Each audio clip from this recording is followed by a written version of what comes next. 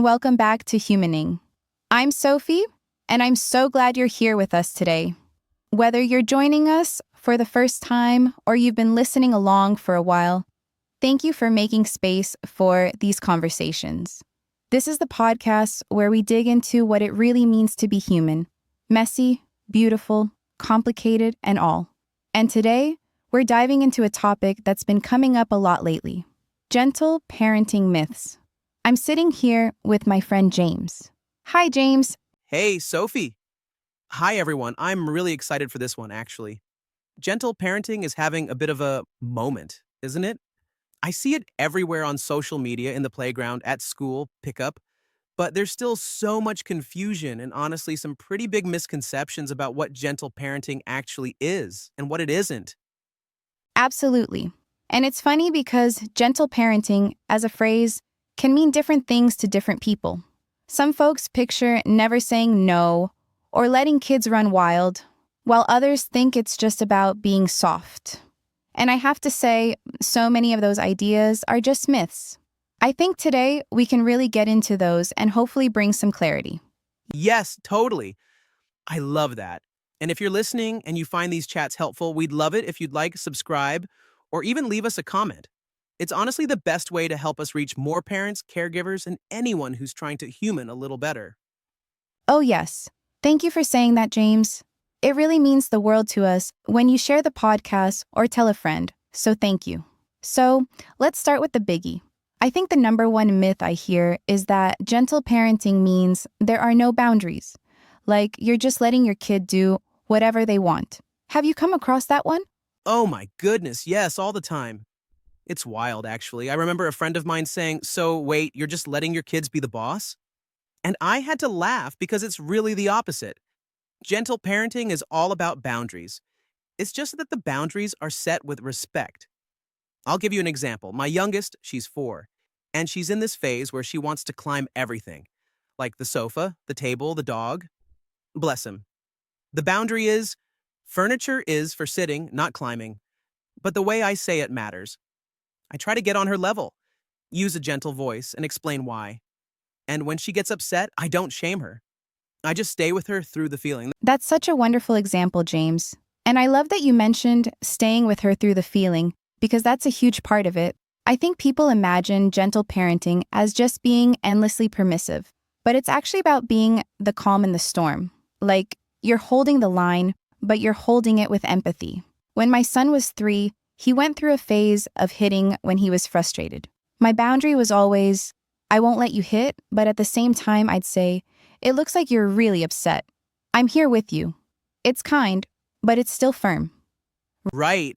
And I think the myth comes from this idea that if you're not punishing or yelling, then you're not parenting. But honestly, it takes more strength sometimes to stay calm and present. I'll be honest, there are days when I'm tired and I just want to yell stop and walk away. But I try to remind myself I'm teaching my kids how to handle big feelings, not just telling them what not to do. Oh, absolutely. And that brings me to another myth, that gentle parenting is somehow easy, or for parents who don't want to do the hard work. I mean, I don't know about you, but it has challenged me more than anything else in my life. Oh, 100%. It is so much harder than just laying down the law and walking away. I grew up in a house where you did what you were told, or else. There wasn't a lot of space for feelings. So, switching to a more gentle, respectful approach honestly felt like learning a new language. It's about breaking cycles, right? And that's hard work. Yes. And honestly, it's work that often goes unseen, like those moments where you're biting your tongue because your instinct is to snap, but instead you take a breath, kneel down, and connect. Nobody gives you a gold star for that, but it's huge. And it's so much more than just being nice. It's being intentional. It's being consistent. That's so true. And I think another myth is that gentle parenting means kids don't learn consequences. Like, if you're not punishing them, how will they ever learn right from wrong? But in my experience, natural consequences are actually a big part of gentle parenting. It's just that instead of imposing punishment, you're letting the world do some of the teaching, within safe limits, of course. Yes, I completely agree. I remember a time when my son refused to wear his coat in winter. I could have threatened or bribed him, but instead I said, "Okay, let's bring your coat just in case." We walked outside, he got cold, and he asked for his coat. That's a natural consequence. He learned from experience, not from fear or shame. And I was there to support him, not say, "I told you so." That's such a great story. And it's so much more respectful, isn't it? I think kids really thrive when they feel like we trust them to learn, rather than always controlling every move. But I also want to say, sometimes people hear gentle and think it means there's never conflict, never raised voices, never mistakes. And that's just not real life. Oh, definitely. I make mistakes all the time. I get overwhelmed, I raise my voice sometimes. The difference is, now I repair. I come back to my child and say, "I'm sorry I yelled. That wasn't fair. I was feeling frustrated, but it's not your fault." And I think that's one of the most powerful parts of gentle parenting. It's not about being perfect, it's about being human, showing your kids how to repair and reconnect. Yes, and that's such an important skill for kids too, isn't it? Learning that relationships aren't about never messing up, but about coming back together afterwards. I remember one time my son and I had a big blow up over homework. We were both frustrated and I snapped at him. Later, I apologized and we talked about what happened. I told him, even dads make mistakes. And he actually hugged me and said, "It's okay, you're learning too." That moment, honestly, meant more than if I'd handled it perfectly. Oh, that gave me goosebumps. I love that so much. It's such a beautiful example of connection. And it shows that gentle parenting is about a relationship, not a set of rules. It's about building trust. And that leads me to another myth. One I hear from grandparents a lot. Kids won't respect you if you're too gentle. Have you heard that one? Oh, for sure. My parents said that when I first started down this path. They'll walk all over you. But honestly, I found the opposite. When I treat my kids with respect, they're more likely to respect me back. Not always in the moment. Sometimes there's pushback because they're kids. But over time, our relationship is stronger. And they come to me when they're struggling. Isn't that what we want? Exactly. And I think people sometimes confuse fear with respect. Obedience out of fear is not the same as respect that's earned through trust and understanding. I think about my own childhood. I was a good kid, but I mostly did as I was told because I was scared of the consequences. With my son, I want him to do the right thing because it feels right, not because he's afraid. That's so true. And I think we forget that respect is a two-way street. If we model it, our kids will learn it. I see that in the classroom too. Kids really respond to being given choices, being listened to, being treated as capable people. Yes. And I think it's important to say, gentle parenting doesn't mean you don't have high expectations. I expect my son to be kind, to tidy up, to apologize when he hurts someone. But I teach those things by modeling and guiding, not by shaming or punishing. Absolutely.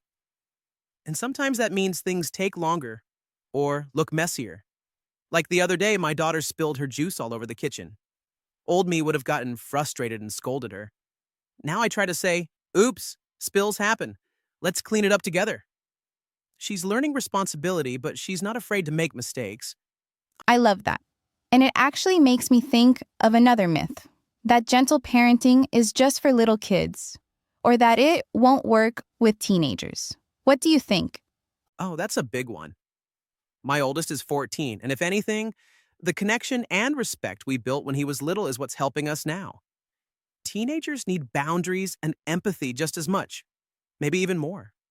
They're pushing for independence, testing limits, but they also need to know you're still there for them, no matter what. Yes. And I think sometimes people worry that if you haven't been strict all along, teens will just go wild. But in my experience, when kids feel safe and connected, they're more likely to talk to us about what's going on in their lives. I've worked with families where teens who felt respected were actually more likely to ask for help. That's been my experience too, and I'll say sometimes I do get pushback from my son.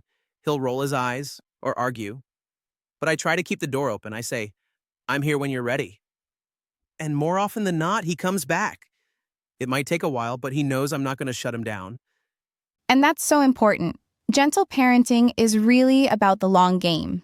It's not about instant obedience, but about building lifelong skills and relationships. And it's never too late to start. I've worked with parents of teens who've shifted their approach, and it's made a huge difference, even after years of more traditional discipline. That's really encouraging. And I want to say, too, for anyone listening, no one does this perfectly. I think sometimes gentle parenting can feel like another thing to get right, and that's just not realistic. We're all learning all the time. I still mess up, and I've been at this for years. Oh, me too. And I think it's so important to be gentle with ourselves too.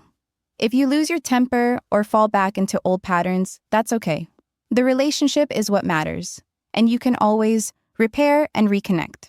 Yes, exactly. And maybe that's a good place to mention another myth. The idea that gentle parenting means you don't get your own needs met or that you're just giving in all the time. But actually, it's about everyone's needs mattering, not just the child's. I am so glad you brought that up. I think that's a big misunderstanding. Gentle parenting doesn't mean self-sacrifice or martyrdom. It's about modeling healthy boundaries for ourselves too. If I need a break, I say so. If I'm overwhelmed, I let my son know. That way, he learns that my needs matter, just like his do. Yes, and I think that's so important for our own well being. Sometimes I'll say to my kids, I need a minute to calm down before I can help you. That's not failing them, it's showing them how to take care of themselves, too. Absolutely. And it also helps prevent resentment from building up, which can happen if we're always putting ourselves last. I think that's one of the gifts of gentle parenting. It's about connection, not perfection. That's such a good reminder. And maybe that's another myth to bust. That gentle parenting is about being nice all the time. It's really about being real, being present, being willing to grow alongside our kids. Yes. It's about authenticity and compassion. And it's okay to say no, to have limits, to prioritize your own well-being. That's part of being a healthy family. And honestly, I think kids respect us even more when they see that. They know where they stand, they know what's okay and what's not, and they know we're human too. So true.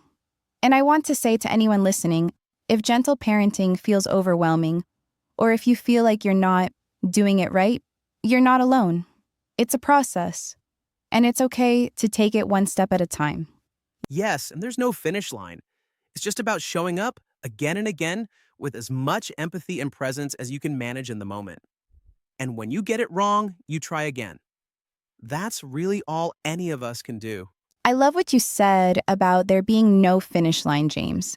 Because honestly, there are days where I feel like I've totally got this gentle parenting thing down. And then there are days where I wonder if I'm just treading water. And I think that's normal. Parenting is messy, and gentle parenting doesn't make it less so. It just means we're choosing to show up with intention, even when it's hard. That's exactly it. I think sometimes we look at the word gentle and we think it means everything is soft and peaceful and lovely all the time. But sometimes the most gentle thing you can do is be honest about your limits or hold a boundary that your child really doesn't like.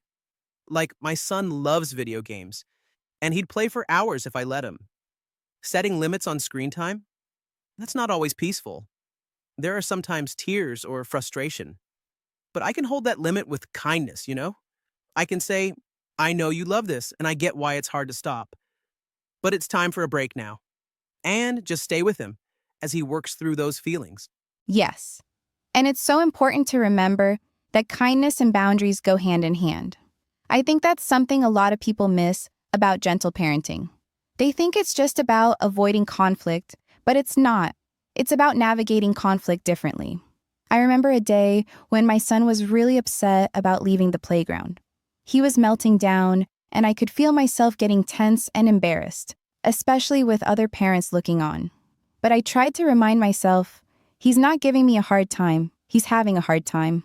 So I just scooped him up, validated his feelings, and carried him to the car, even though he was crying. It wasn't easy, but it was gentle. That's such a good example. And it takes so much courage to parent that way, especially in public. There's so much pressure to look like you have it all together or to control your child. But honestly, I've found that when I focus on connection instead of control, things go better in the long run, even if it looks messy in the moment. Absolutely. And I think it's worth saying, too, that gentle parenting doesn't always mean things resolve quickly. Sometimes your child is going to stay upset for a while, and that's okay. We're not fixing feelings, we're making space for them. That's a big shift from how a lot of us grew up, where the goal was to stop the tears or the bad behavior as fast as possible. Yes, and something you said earlier made me think of another myth. The idea that gentle parenting is only for people with a certain temperament or who have lots of time and resources. Like, I've heard people say, I couldn't do that, I'm too impatient. Or, that's just for people who don't have to work long hours. But honestly, I think gentle parenting is more about mindset than about circumstances. It doesn't require you to be perfect, just to keep trying to respond with empathy. That's such an important point, James. I get messages sometimes from parents who say, I love the idea of gentle parenting, but I feel like I'm failing because I get so overwhelmed. And I always say, it's not about never feeling overwhelmed, it's about what you do next. Sometimes, gentle parenting is as simple as taking a deep breath before you respond, or apologizing when you lose your cool. It's those small moments, not grand gestures. Yes, and I want to acknowledge, too, some families face more challenges than others. If you're a single parent, or working multiple jobs, or dealing with your own trauma, it's harder. But I think even in those situations, there's room for small shifts. Maybe it's just taking a minute to connect before you set a limit, or offering a hug after a tough moment. Those little things add up. Absolutely. And I think sometimes gentle parenting can actually help reduce stress because you're not constantly fighting your child or feeling like you have to control everything. When you focus on connection, things can move a little more smoothly, even if it's still hard. Right? And for anyone listening who feels they don't have the right temperament, me too. I'm naturally pretty reactive. I didn't grow up with a lot of emotional regulation skills, but parenting has been my invitation to learn those things alongside my kids. And it's okay to be a work in progress. Mm. Oh, same here. I actually had to learn how to regulate my own feelings before I could help my son with his. And I still get it wrong sometimes. But I think that's part of the beauty of this approach. It gives us permission to be human, to make mistakes, and to repair. That's so true. And maybe that's another myth to bust. That gentle parenting means you never get angry. I get angry. You get angry. Everybody gets angry, right? Oh, yes, definitely. Anger is a normal human emotion. Gentle parenting isn't about suppressing or ignoring anger, but about modeling how to handle it in healthy ways. Like, I'll say to my son, I'm feeling really frustrated right now. I need a moment to calm down. That's not weakness. That's teaching him what to do with big feelings. Yes, and that's so important because our kids are going to feel anger too. And if we can't show them what to do with it, how can we expect them to figure it out? I remember one time my daughter was furious with her brother for breaking her Lego tower. She was screaming and stomping, and my first instinct was to tell her to calm down. But instead, I sat with her and said, You're really angry. That makes sense. You worked hard on that tower. And just being seen helped her start to calm down. That's beautiful, James. And I think it's a good reminder that gentle parenting is not about fixing or minimizing feelings. It's about witnessing them. Sometimes, just having someone sit with you in your anger, your sadness, your frustration, that's what helps you move through it. Absolutely. And as we're talking, I keep thinking about how gentle parenting is really about relationship, not technique. Like, there's no script to follow. It's about knowing your child, knowing yourself, and staying curious about what's going on under the surface. Oh, I love that. Staying curious. That's something I try to remember when things get tough. Instead of jumping to, why is he behaving this way? I ask, what is he feeling? What does he need right now? That shift in perspective can change everything. Yes, and it doesn't mean letting go of all expectations or letting your child do whatever they want. It means you're looking for the need behind the behavior. Like maybe your child is acting out because they're hungry, tired, or feeling disconnected. When you address that, the behavior often shifts on its own. Exactly. And I think the more we practice that, the more natural it becomes. It's like building a muscle. At first, it feels awkward, but over time it gets easier. And I think that's a good message for anyone listening who's just starting out with gentle parenting or who feels like it's just not coming naturally. It's okay if it feels hard. It's okay if you slip up. The important thing is to keep coming back to connection. Yes. And to give yourself grace along the way. I always say, you can't pour from an empty cup. Take care of yourself, reach out for support if you need it, and remember that you're doing important work. That's such a good point, Sophie. And I'll add, don't be afraid to ask for help, whether it's from a friend, a partner, a support group, or a therapist. Parenting is not meant to be a solo journey. Definitely. And it's okay to set boundaries with people who don't understand your parenting style too. Not everyone will get it, and that's okay. You know your child best. I'm so glad you said that. I've had my share of unsolicited advice at family gatherings, and it can be tough. But I try to remind myself that I'm building something different with my kids, a relationship based on trust and respect. And that's worth it, even if it's misunderstood sometimes. Absolutely. And sometimes, just seeing the difference in your own family is enough. When you see your child come to you with a problem, or apologize after a tough moment, or show empathy to someone else, you know you're on the right track. Yes, those little moments are everything. And they don't happen overnight, but they do add up. I think gentle parenting is really about the long term, not the quick fix. Oh, I love that. And maybe as we start to wind down, we can each share one thing we wish we'd known when we first started this journey. Would you be up for that? Absolutely, I love that idea. Okay, let me think. I think I wish I'd known that gentle parenting isn't about being the perfect parent. It's about being willing to grow and repair. I used to think I had to get it all right, or my kids would be messed up for life. But now I know. What matters is the relationship and the willingness to say, I'm sorry, let's try again. That's so beautiful, James. I think for me, I wish I'd known that it's okay for things to be messy. That connection can happen even in the middle of big feelings, big mistakes, big messes. I used to think I had to control everything to be a good parent. Now I know that being present, even when things are hard, is enough. I love that, Sophie, and I hope anyone listening feels encouraged by that. You don't have to be perfect. You just have to keep showing up. Absolutely. And before we wrap up, I just want to thank everyone for being here with us today. If you enjoyed this conversation, it would mean so much if you gave us a like, subscribe to the channel, or share this episode with a friend. That's how we grow this community and keep these conversations going. Yes, thank you so much for listening and for being part of this humaning journey with us. Your support really does make a difference, and we love hearing from you. So leave us a comment or send us a message if you have thoughts or questions. And if there are topics you want us to cover, let us know. We're always open to ideas and love connecting with you all. Remember, gentle parenting is a journey, not a destination, and you're doing better than you think. So true. Be gentle with yourself, be gentle with your kids, and remember, connection is what matters most. Thanks again for joining us on Humaning. We'll see you next time. Take care, everyone. Bye. Bye.